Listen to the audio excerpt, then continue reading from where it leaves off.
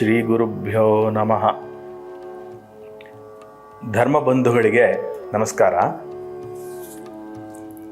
ನಮ್ಮ ಪರಂಪರೆಯಲ್ಲಿ ಹಣದ ಬಗ್ಗೆ ಅಂದರೆ ಅರ್ಥದ ಬಗ್ಗೆ ಒಂದು ನೋಟ ಇದೆ. ಅದ್ರ ಬಗ್ಗೆ ಸಾಕಷ್ಟು ಚರ್ವಣ ಆಗ್ತಾ ಇರುತ್ತೆ. ಈ ನೋಟದಲ್ಲಿ ಕೆಲವು ಗೊಂದಲಗಳಿದೆ. ಏನು ಅಂತಂದರೆ, ತುಂಬ ಹಣ ಸಂಪಾದನೆಯನ್ನು ಒಂದು ರೀತಿ ಕಡಿಮೆ ಮಾಡಿ ನೋಡುವಂತಹ ಒಂದು ನೋಟನೂ ಇದೆ, ಜೊತೆಗೆ ಅದನ್ನು ಪವಿತ್ರವಾಗಿ ನೋಡುವಂತಹ ಒಂದು ನೋಟವೂ ಇದೆ. ಉದಾಹರಣೆಗೆ ನಾಣ್ಣುಡಿನಲ್ಲಿ ಕುರುಡು ಕಾಂಚಾಣ ಅಂತ ಬಳಸ್ತಾರೆ ಪದನ. ಕುರುಡು ಕಾಂಚಾಣ ಅಂತಂದರೆ ದುಡ್ಡು ಕುರುಡು, ಅದನ್ನು ಯಾರನ್ನ ಯಾವ ಕಡೆಗೆ ಬೇಕಾದ್ರೂ ತಳ್ಳುತ್ತೆ ಅಂತ. ಇನ್ನೊಂದು ಕಡೆ ದುಡ್ಡೇ ದೊಡ್ಡಪ್ಪ, ವಿದ್ಯೆ ಅವರಪ್ಪ ಅಂತ ವಿದ್ಯೆಯನ್ನು ಎತ್ತಿ ಹೇಳೋದಕ್ಕೆ ಸ್ವಲ್ಪ ದುಡ್ಡನ್ನು ಕಡಿಮೆ ಮಾಡಿ ಹೇಳೋದು, ಹೀಗೆಲ್ಲ ಇರುತ್ತೆ. ಶಂಕರಾಚಾರ್ಯರು ಅವರ ಭಜಗೋವಿಂದ ಸ್ತೋತ್ರದಲ್ಲಿ ಅರ್ಥಮನರ್ಥಂ ಭಾವಯ ನಿತ್ಯಂ ಅಂತ, ಅರ್ಥ ಅನ್ನೋದು ಅನರ್ಥ ಉಂಟು ಮಾಡುತ್ತೆ, ಇದನ್ನು ಯಾವಾಗಲೂ ಜ್ಞಾಪಕ ಇಟ್ಕೊಂಡಿರು ಅಂತ ಹೇಳ್ತಾರೆ.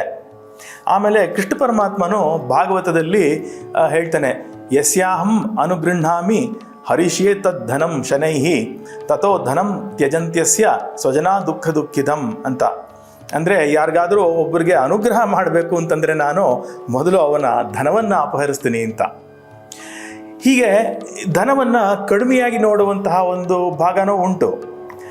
ಆದರೆ ಅದರ ಜೊತೆಗೇನೆ ಒಂದು ಪುರುಷಾರ್ಥಗಳು 4: ಧರ್ಮ, ಅರ್ಥ, ಕಾಮ, ಮೋಕ್ಷ.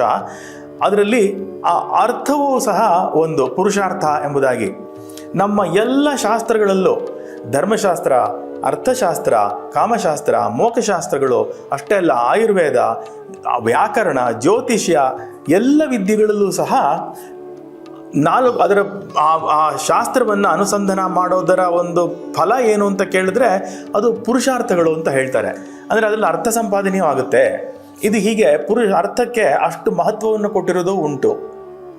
ಇದರ ನಡುವಿನ ಬ್ಯಾಲೆನ್ಸ್ ಏನು ಅಂತ ಕೇಳಿದ್ರೆ ಅದಕ್ಕೆ ಶ್ರೀರಂಗ ಮಹಾಗುರುಗಳು ಸುಲಭವಾದ ಒಂದು ವಿವರಣೆಯನ್ನು ಅದಕ್ಕೆ ಕೊಟ್ಟಿದ್ದಾರೆ. ಏನು ಅಂತ ಹೇಳಿದ್ರೆ, ಧರ್ಮ ಮೋಕ್ಷಗಳ ಚೌಕಟ್ಟಿನಲ್ಲಿ ಅರ್ಥಕಾಮಗಳನ್ನು ಇಟ್ಕೋಬೇಕು. ಆ ಧರ್ಮ, ಅರ್ಥ, ಕಾಮ, ಮೋಕ್ಷಗಳನ್ನು ಹೇಳಬೇಕಾದ್ರೆ ಅದೇ ಆರ್ಡ್ರಲ್ಲೇ ಹೇಳಬೇಕು ಅಂತ. ಮೊದಲು ನಾವು ಧರ್ಮವನ್ನು ಸಂಪಾದಿಸಿ ಅದನ್ನು ಗಟ್ಟಿ ಮಾಡಿಕೊಂಡ್ರೆ ಅದರ ವಿಸ್ತಾರವಾಗಿ ಅರ್ಥಕಾಮಗಳು ಬರುತ್ತೆ. ಧರ್ಮದ ಚೌಕಟ್ಟಿನಲ್ಲಿ ಅರ್ಥಕಾಮಗಳನ್ನು ಅನುಭವಿಸಿದಾಗ ಒಂದು ತೃಪ್ತಿಯಿಂದಾಗಿ ಒಂದು ಬಿಡುಗಡೆ ಸಿಗುತ್ತೆ ನಮ್ಮ ಬಂಧನದಿಂದ, ಅದು ಮೋಕ್ಷ ಅಂತ ಇದೇ ಕ್ರಮದಲ್ಲಿ ಹೇಳಬೇಕು ಅಂತಲೂ ಹೇಳಿದ್ದಾರೆ. ಈ ನೇರದಲ್ಲಿ ನಾವು ನೋಡಿದಾಗ ಕೃಷ್ಣ ಪರಮಾತ್ಮನೂ ಸಹ ಅವನ ಸಾಮ್ರಾಜ್ಯದಲ್ಲಿ, ಈಗ ಪಾಂಡವರು ಇಂದ್ರಪ್ರಸ್ಥ ರಾಜ್ಯವನ್ನು ಅವರು ಸಂಪಾದನೆ ಮಾಡಿ ಯುಧಿಷ್ಠಿರನ ಯೌವ ರಾಜ್ಯದಲ್ಲಿ ಕೃಷ್ಣ ಅವ್ರಿಗೆ ಸಹಕಾರ ಕೊಟ್ಟು ಅದನ್ನು ಚೆನ್ನಾಗಿ ಸಂಪದ್ಭರಿತವಾಗಿ ಆಗುವಂತೆ ಮಾಡೋದಕ್ಕೆ ಕೃಷ್ಣ ಪರಮಾತ್ಮನೇ ಸಹಕಾರ ಕೊಡ್ತಾರೆ. ಸುಧಾಮನ ಕತೆ ಗೊತ್ತಿರಬಹುದು. ಸುಧಾಮ ಬಂದು ಕೃಷ್ಣನ ಸಂಧಿಸಿ ಅವನು ಪುನಃ ಮನೆಗೆ ತೆರಳಬೇಕಾದ್ರೆ ಸಕಲ ಸಂಪತ್ತನ್ನು ಅನುಗ್ರಹ ಮಾಡಿರ್ತಾನೆ. ಒಳ್ಳೆ ಮನೆ, ದಾಸಿಯರು, ಭೋಗ ಸಾಮಗ್ರಿಗಳು ಎಲ್ಲವನ್ನೂ ಕೃಷ್ಣ ಪರಮಾತ್ಮ ಅನುಗ್ರಹಿಸಿರ್ತಾನೆ. ಹೀಗೆ ಅಲ್ಲಿ ಕೃಷ್ಣ ಪರಮಾತ್ಮ ಒಂದು ಸಂಪತ್ತನ್ನು ಅನುಗ್ರಹ ಮಾಡಿರೋದು ಉಂಟು. ಯಾವಾಗ ಅಂತಂದರೆ ಅದು ಧರ್ಮಕ್ಕೆ ಅನುಗುಣವಾಗಿದ್ದಾಗ. ಇದು ಹೇಗೆ ಅಂತ ಸ್ವಲ್ಪ ಅರ್ಥ ಮಾಡ್ಕೋಬೇಕು. ಒಂದು ಸರಳವಾದ ಒಂದು ಮಾವಿನ ಹಣ್ಣಿನ ಉದಾಹರಣೆ ತೆಗೆದುಕೊಳ್ಳೋಣ. ಒಂದು ಮಾವಿನ ಹಣ್ಣಿರುತ್ತೆ ಅಂತ ಇಟ್ಕೊಳ್ಳೋಣ. ಆ ಮಾವಿನ ಹಣ್ಣು ಅದು ಅರ್ಥ ಎಂಬುದಾಗಿ. ಅಂದರೆ ಅರ್ಥ ಅಂತಂದರೆ ಹಣ ಅಂತ ಅಷ್ಟೇ ಅಲ್ಲ, ಹಣದಿಂದ ನಾವು ಅನೇಕ ಪದಾರ್ಥಗಳನ್ನು ಸಂಗ್ರಹ ಮಾಡ್ಬೋದು. ಆ ವಸ್ತುಗಳು, ಎಲ್ಲ ವಸ್ತುಗಳು ಸಹ ಅರ್ಥವೇ. ಅಷ್ಟಲ್ಲದೆ ಯಶೋಧನ, ಕೀರ್ತಿಧನ ಎಂಬುದಾಗಿ ಈ ಎಲ್ಲವನ್ನೂ ಅವರು ಅರ್ಥ ಎಂಬುದಾಗಿ ಪರಿಗಣಿಸಿದ್ದಾರೆ. ಯಥ ಸರ್ವ ಪ್ರಯೋಜನ ಸಿದ್ಧಿ ಸೋ ಅರ್ಥ ಅಂತ, ಯಾವುದರಿಂದ ಎಲ್ಲ ಪ್ರಯೋಜನಗಳು ಉಂಟಾಗುತ್ತೋ ಅದನ್ನು ಅರ್ಥ ಎಂಬುದಾಗಿ ಋಷಿಗಳು ಅದನ್ನು ಪರಿಗಣಿಸಿದ್ದಾರೆ. ಆ ನೇರದಲ್ಲಿ ಮಾವಿನ ಹಣ್ಣು ಒಂದು ವಸ್ತುವಾದ್ರಿಂದ ಅದು ಅರ್ಥ. ಅದನ್ನು ಸೇವನೆ ಮಾಡಬೇಕು, ನಾವು ಚೆನ್ನಾಗಿ ಆಸ್ವಾದನೆ ಮಾಡಬೇಕು ಅಂತ ಇದ್ದರೆ ಅದು ಇಂದ್ರಿಯ ಲಾಲಸೆ, ಅದು ಕಾಮ ಅಂತ ಇಟ್ಕೊಳ್ಳೋಣ. ಈಗ ನಮ್ಮ ಶರೀರದಲ್ಲಿ ಮಾವಿನ ಹಣ್ಣನ್ನು ತಿನ್ನಬೇಕಾದ್ರೆ ಏನು ಒಂದು ಕಂಡೀಷನ್ ಇರಬೇಕೋ ಅದನ್ನು ಅರಗಿಸ್ಕೊಳ್ಳುವಂತಹ ಒಂದು ಆರೋಗ್ಯ ಇರಬೇಕು. ಮತ್ತು ಅದನ್ನು ಬೇರೆ ಇನ್ನೇನೋ ಟಿ ವಿ ನೋಡ್ತಾ ಅಥವಾ ಇನ್ನೇನೋ ಫೋನ್ ಕಾಲ್ ಅಟೆಂಡ್ ಮಾಡೋದಲ್ದೇ ಅದಕ್ಕೆ ಗಮನ ಕೊಟ್ಟು ಅದನ್ನು ಆಸ್ವಾದನೆ ಮಾಡುವಂತಹ ಒಂದು ಸ್ಥಿತಿ ಇರಬೇಕು. ಈ ಸ್ಥಿತಿ ಪೂರ್ವಭಾವಿಯಾಗಿದ್ದಾಗ ಅದನ್ನು ಧರ್ಮ ಅಂತ ಇಟ್ಕೊಂಡ್ರೆ, ಆ ಮಾವಿನ ಹಣ್ಣು ಜೊತೆಗಿದ್ದು ಆ ಮಾವಿನ ಹಣ್ಣನ್ನು ಅರ್ಥ ಅಂತ ಇಟ್ಕೊಂಡಾಗ ಅದನ್ನು ತಿಂದರೆ ಆಗ ಮಾವಿನ ಹಣ್ಣನ್ನು ಆಸ್ವಾದನೆ ಮಾಡಬೇಕು ಅನ್ನುವಂತಹ ಒಂದು ಅಪೇಕ್ಷೆ ಏನಿದೆ ಅದು ನೆರವೇರುತ್ತೆ. ಆ ನೆರವೇರಿದಾಗ ಉಂಟಾಗೋ ತೃಪ್ತಿಯಿಂದಾಗಿ ಆ ಮಾವಿನ ಹಣ್ಣನ್ನು ತಿನ್ನಬೇಕು ಅನ್ನೋ ಒಂದು ಆಸೆಯಿಂದ ಬಿಡುಗಡೆ ಸಿಗುತ್ತೆ. ಅದನ್ನು ಮೋಕ್ಷ ಅಂತ ಇಟ್ಕೊಳ್ಳೋಣ. ಹೀಗೆ ಆ ಧರ್ಮ ಮೋಕ್ಷದ ಚೌಕಟ್ಟಿನಲ್ಲಿದ್ದಾಗ ಇದು ಈ ಅರ್ಥಕಾಮಗಳು ಒಂದು ತೃಪ್ತಿಯನ್ನು ಕೊಟ್ಟು ಮೋಕ್ಷದ ಕಡೆ ಕರ್ಕೊಂಡು ಹೋಗುತ್ತೆ. ಆದರೆ ಹೀಗಿಲ್ಲದೆ ಇದ್ದಾಗ ಏನಾಗುತ್ತೆ ಅಂತ ಕೇಳಿದ್ರೆ, ಅದು ಅರ್ಥವು ಧರ್ಮಕ್ಕೆ ಅನುಗುಣವಾಗಿ ಇಲ್ಲದೆ ಇದ್ದಾಗ ಅದು ಅನರ್ಥವನ್ನು ಉಂಟು ಮಾಡುತ್ತೆ. ಇದನ್ನು ಹೇಗೆ ಅಂತ ಅರ್ಥ ಮಾಡ್ಕೊಳ್ಳೋದಕ್ಕೆ ಒಂದು ಕಥೆ ಇದೆ. ಅದನ್ನು ಸಂಗ್ರಹವಾಗಿ ಹೇಳೋದಾದರೆ, ಒಬ್ಬ ತಪಸ್ವಿ ಇರ್ತಾನೆ.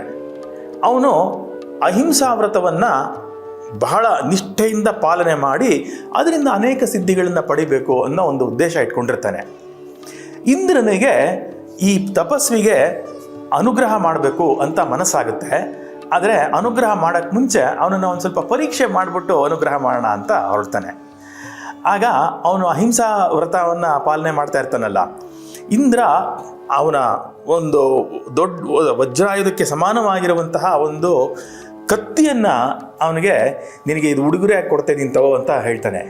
ಆಗ ಆ ತಪಸ್ವಿ ಇಲ್ಲ, ನಾನು ಅಹಿಂಸಾ ವ್ರತವನ್ನು ಪಾಲನೆ ಮಾಡ್ತಾ ಇದ್ದೀನಿ, ಅದರಿಂದ ನನಗೆ ಇದು ಬೇಡ ಅಂತ ಹೇಳ್ತಾನೆ. ಆಗ ಇಂದ್ರ, ಅಲ್ಲಪ್ಪ ನೀನು ಈ ಕಾಡಿನಲ್ಲಿ ತಪಸ್ಸು ಮಾಡ್ತಾ ಇದೀಯಾ, ಯಾವುದಾದ್ರೂ ಕಾಡು ಮೃಗಗಳು ನಿನ್ನನ್ನು ಅಟ್ಯಾಕ್ ಮಾಡ್ಬೋದು, ಅವಾಗ ನಿನ್ನನ್ನು ರಕ್ಷಣೆ ಮಾಡ್ಕೊಳ್ಳೋಕೆ ಉಪಯೋಗ ಆಗುತ್ತಲ್ಲ ಇದು ಅಂತ ಕೇಳ್ತಾನೆ. ಆವಾಗ ಆಗಲೂ ಸಹ ಇಲ್ಲ, ಕಾಡು ಮೃಗಗಳು ನನ್ನನ್ನು ಅಟ್ಯಾಕ್ ಮಾಡಿದ್ರೂ ಸಹ ನಾನು ಅಹಿಂಸಾ ವ್ರತದಿಂದ ಹಿಂಸರಿಯೋದಿಲ್ಲ, ನನ್ನ ನಿಷ್ಠೆ ಆಗಿದೆ, ತಪೋನಿಷ್ಠೆ ಅಂತ ಹೇಳ್ತಾನೆ.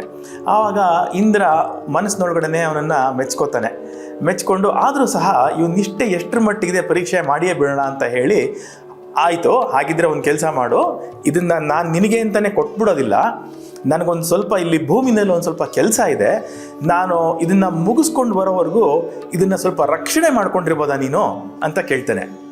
ಅದಕ್ಕೇನಿಲ್ಲ ಅಂತ ಅವನು ಒಪ್ಕೋತಾನೆ. ಸರಿ, ಅವನು ಒಪ್ಕೊಂಡು ಅದನ್ನು ಒಪ್ಕೊಂಡಿರ್ತಾನಲ್ಲ, ಸರಿ ಅದು ಮನೇಲೇ ಇರುತ್ತೆ ಅದು ಆ ಕತ್ತಿ. ಅವನಿಗೆ ಅದನ್ನು ನೋಡ್ತಾ ಇದ್ದರೆ ಅದ್ರ ಬಗ್ಗೆ ಏನೋ ಒಂದು ಇಂಟ್ರೆಸ್ಟ್ ಬರ್ತಾ ಇರುತ್ತೆ. ಸರಿ, ಹೇಗಿದ್ದರೂ ಅದನ್ನು ರಕ್ಷಣೆ ಮಾಡಬೇಕಲ್ಲ, ನಾನು ಎಲ್ಲಿಗಾರು ನದಿಗೆ ಹೋಗಬೇಕಾದ್ರೆ ಅಥವಾ ಇನ್ನೆಲ್ಲಿಗಾದರೂ ಆಹಾರ ಸಂಪಾದನೆ ಮಾಡಿಕೊಂಡು ಬರೋಕ್ಕೆ ಹೋಗಬೇಕಾದ್ರೆ ನನ್ನ ಜೊತೆಯಲ್ಲೇ ತೊಗೊಂಡು ಹೋಗೋಣ, ಅದನ್ನ ರಕ್ಷಣೆ ಮಾಡ್ದಂಗೂ ಆಗುತ್ತೆ ಅಂತ ಅದು ಜೊತೆಗೆ ತೊಗೊಂಡು ಹೋಗ್ತಾ ಇರ್ತಾನೆ. ಆಮೇಲೆ ನೋಡ್ತಾ ಇದ್ದಾನೆ, ಎಷ್ಟು ಚೂಪಾಗಿದೆ ಇದು, ಎಷ್ಟು ಶೈನಿಂಗ್ ಇದೆ ಅಂತೆಲ್ಲ ಅದ್ರ ಬಗ್ಗೆ ಅವನಿಗೆ ಕುತೂಹಲ ಮೂಡ್ತಾ ಹೋಗುತ್ತೆ. ಸರಿ, ಆಮೇಲೆ ಏನು ಮಾಡ್ತಾನೆ, ಹೋಗ್ತಾ ಬರ್ತಾ ಅದನ್ನ ಕೈಯಲ್ಲಿ ಇಟ್ಕೊಂಡಿದ್ರೆ ಸುಮ್ಮನೆ ಇರಲ್ಲ, ಅದು ಇವನಲ್ಲಿ ಒಂದು ಟೆಂಡೆನ್ಸಿ ಕ್ರಿಯೇಟ್ ಮಾಡ್ತಾ ಇರುತ್ತೆ. ಸ್ವಲ್ಪ ಅಲ್ಲೇ ಯಾವುದಾದ್ರೂ ಗಿಡಗಳಿರುತ್ತಲ್ಲ, ಕಾಡು ಗಿಡಗಳು, ಅದನ್ನು ಸುಮ್ಮನೆ ಹಿಂಗೆ ತರೆಯೋದು, ಸ್ವಲ್ಪ ಹಿಂಗೆ ಬೀಸಿದ್ರೆ ಎಷ್ಟು ಶಾರ್ಪಾಗಿ ಹೇಗೆ ಕಟ್ ಮಾಡುತ್ತೆ ಅದು ಅಂತ ಅಂದ್ಕೊಳ್ಳೋದು. ಹಾಗೇ ಮಾಡ್ತಾ ಆ ಕತ್ತಿಯನ್ನು ಉಪಯೋಗಿಸುವಂತಹ ಒಂದು ಪ್ರವೃತ್ತಿ ಇವನಲ್ಲಿ ಹುಟ್ಟುಬಿಟ್ಟಿರುತ್ತೆ ಸ್ವಲ್ಪ ಸಮಯದಲ್ಲಿ. ಆಮೇಲೆ ಒಂದು ದಿನ ಇಂದ್ರ ಒಂದು ಕಾಡು ಪ್ರಾಣಿ ವೇಷದಲ್ಲಿ ಬಂದು ಇವನನ್ನು ಅಟ್ಯಾಕ್ ಮಾಡೋ ಥರ ನಟಿಸ್ತಾನೆ. ಆವಾಗ ಇವನು ಆ ಕತ್ತಿಯನ್ನು ತಗೊಂಡು ಆ ಕಾಡು ಪ್ರಾಣಿ ಮೇಲೆ ಬೀಸಕ್ಕೆ ಹೋಗ್ತಾನೆ ಆ ತಪಸ್ವಿ. ಆಗ ಆ ಕಾಡು ಪ್ರಾಣಿ ಮಾತಾಡುತ್ತೆ, ಎಲ್ಲವೋ ವ್ಯಾಧ ಅಂತ. ಆಗ ಇವನಿಗೆ ಎಚ್ಚರಿಕೆ ಆಗೋಗುತ್ತೆ, ಇದೇನಿದು, ನಾನು ಅಹಿಂಸಾ ವ್ರತವನ್ನು ಪಾಲನೆ ಮಾಡ್ತಿದ್ದಂತಹ ಒಬ್ಬ ತಪಸ್ವಿ, ನಾನು ಈಗ ಒಂದು ಬೇಟೆಯಾಡುವಂತಹ ಬೇಡನ ಒಂದು ರೀತಿಯಲ್ಲಿ ನಾನು ಆಚರಿಸ್ತಾ ಇದ್ದೀನಲ್ಲ, ಆ ಪ್ರಾಕ್ಟೀಸ್ ಇಟ್ಕೊಂಡ್ಬಿಟ್ಟಲ್ಲ ನಾನು ಅಂತ ಇವನಿಗೆ ತಕ್ಷಣ ಒಂದು ಎಚ್ಚರಿಕೆ ಆಗುತ್ತೆ.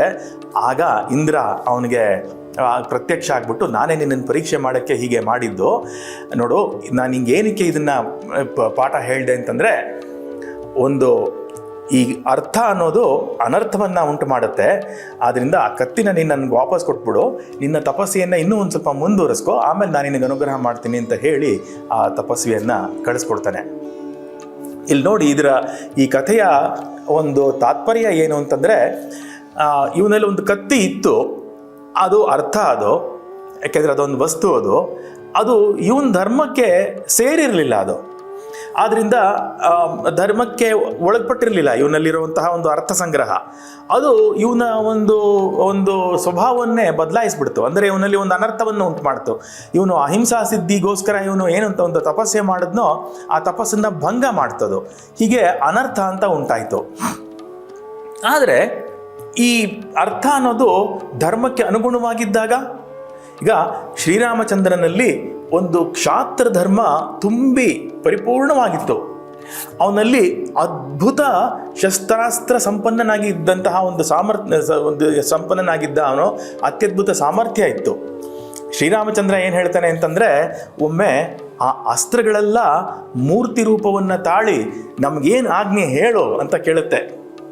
ಈ ಅಸ್ತ್ರಗಳಿಂದ ಯಾರಾದರೂ ಟೆಂಪ್ಟ್ ಆದರೆ ಹೋಗ್ಬಿಟ್ಟು ಅದನ್ನು ನಾಶ ಮಾಡು, ಇದನ್ನು ನಾಶ ಮಾಡು ಅಂತ ಹೇಳ್ಬೋದಿತ್ತು. ಆದರೆ ಶ್ರೀರಾಮಚಂದ್ರ ಪ್ರಭು ಅದರ ಬಗ್ಗೆ ಸಹಜತೆಯಿಂದ ನೀವು ನಿಮ್ಮ ಸ್ಥಾನಗಳಲ್ಲಿ ಇರಿ, ಅವಶ್ಯಕತೆ ಬಂದಾಗ ನಾನು ಕರಿತೀನಿ, ಅವಾಗ ಬನ್ನಿ ಅಂತ ಹೇಳಿ ಅದನ್ನು ಕಳಿಸ್ತಾನೆ. ಅವನು ಕ್ಷಾತ್ರ ಧರ್ಮವನ್ನು ಅನುಸರಿಸ್ತಾ ಇರ್ತಾನೆ. ಅವನಲ್ಲಿ ಈ ಅರ್ಥ ಅನ್ನೋದು ಬಂದಾಗ ಅದು ಧರ್ಮಕ್ಕೆ ಅನುಗುಣವಾಗಿ ಅದ್ರ ಪಾಡ್ಗೆ ಅದಿರುತ್ತೆ.